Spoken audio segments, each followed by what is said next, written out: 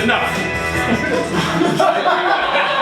Welcome. My name is Vic Coppertone. You may know me from my production studio, Coppertone Pictures. Some of our more famous ones, Air Judd, which was about a washed-out NBA player who realized that there was no rule about him playing in a middle school basketball. Seabiscuit 2, Escape from the Glue Factory. And the 1994 Fantastic Four film that we produced and never released purely to retain intellectual property rights. Now, what I want to talk to you folks about today is a wonderful investment opportunity, but first we gotta set the stage, give some context, right? Okay, so last year, bad year for superhero films, right? You see this chart here. We got Guardians of the Galaxy 3 and Ant-Man 3 making a slight profit. The rest of them does, right? But then, if we compare that to, 12 years ago, the Avengers, massive hit, right? And what does this have in common with the one movie that made a bit of a profit this year? The team-up formula, in which one character was something of a god. You had an angry sort of gentleman. The rest. So just remember that formula as we go through this, right? So have audiences soured on superhero picture shows? Maybe. I'll give you that. It's not going great. But can you still make a profit with a superhero picture show? Yes. Now, how can we do this? It's all about the budget, baby. If you break down the average cost of these superhero pictures, all of this is going to actor salaries, visual effects, intellectual property rights, and writers. All these pictures that we showed are spending $200, $250, $300 million. But they're all making $100 million. So if we can cut the fat, we can still make a profit. So what is the solution? We're gonna slash the budget. Remember that winning formula from earlier, we're gonna stick to that. So, no spending on any intellectual property rights. Only superheroes that can be achieved via sort of practical effects, right? No crazy wild powers. All production will be in Belize, including the talent which we've selected, because Belize has the highest proportion of native English speakers with the lowest labor protections and costs of doing business. All scripts will be written by artificial intelligence. I, of course, with my years of experience in the business, will touch them up to make them picture perfect. And again, we will follow that winning formula, the team up. One sort of godlike character, an angry man, and the rest.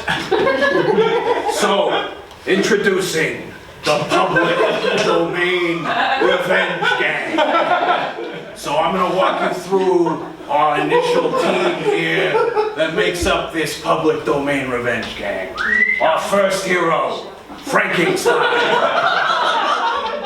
Now, he is large, he's green, he's a science project gone wrong, and he's got a heart of gold. Remind you of anyone? Our next hero, Rosie the Riveter. She is a World War II symbolic figure turned super soldier in our universe, who was frozen in time. She has the powers of engineering. She uses her big drill as a weapon. And she motivates the team with her famous catchphrase, "We can do it." Our next hero, Robert. Now I will admit, he is pretty pointless in modern times. but it seems to work. You know, and the biggest thing here, I think the whole socialism angle of stealing from the rich and giving to the poor is really gonna play with Gen Z.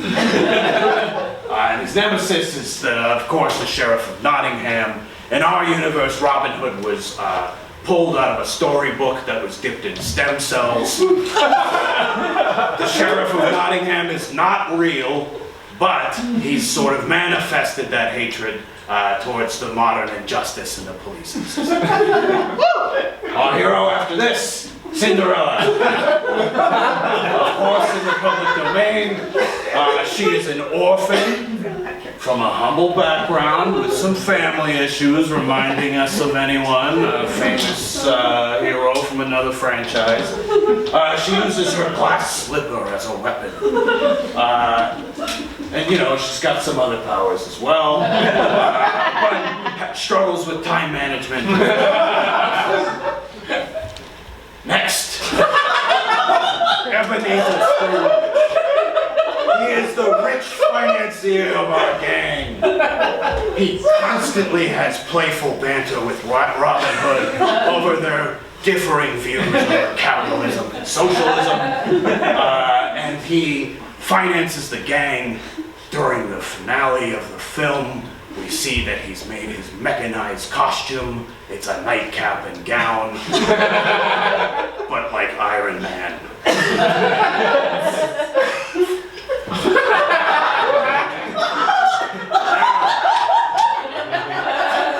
The leader of our team that sends them on their missions, gives them all their advice. Steamboat Willie just recently entered the public domain, so we're free to use him. He pilots his boat, which is an aircraft carrier, takes the team around on missions, all while whistling Dixie.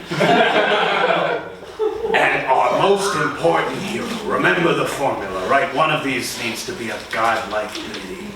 So why not go with the most popular one? Jesus of Nazareth.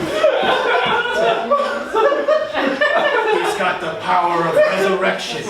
He's immune to crucifixion. He can walk on water. He can instantly generate food from smaller amounts of food. And he can turn himself into crackers and wine. He's gonna play well with the still largely Christian nation. And we already have our first solo film teed up, Jesus Christ Super Soldier. So, a couple things that we have to do to really establish this franchise. We do need some original characters in order to really get the intellectual property rights. So we will have Sploda. He owned a military surplus store, walks around with a box of grenades. You get the gist. Our main villain in the first franchise will be Professor Skellington. He is a skeleton. Scary. And then some others, Runzo, who runs real fast. Specs, he can see really good. The Chili Man, he's got very cold jackfruit breath. And then President Bad Guy, who might start as Senator Bad Guy in the first film. And then finally, the limitless potential of the franchise. Our cinematic universe can only get stronger. In 2029, we can add King Kong. 2033, Gandalf, and all the other Lord of the Rings. Superman, Batman, Wonder Woman. So please, invest today. I am only seeking $32 million. You can Venmo right now. $1 million will get you an executive producer credit, associate producer for $100,000, and $10 will throw in a special thanks in a secret end credits scene. Thank you very much. Please take out your phones and invest today.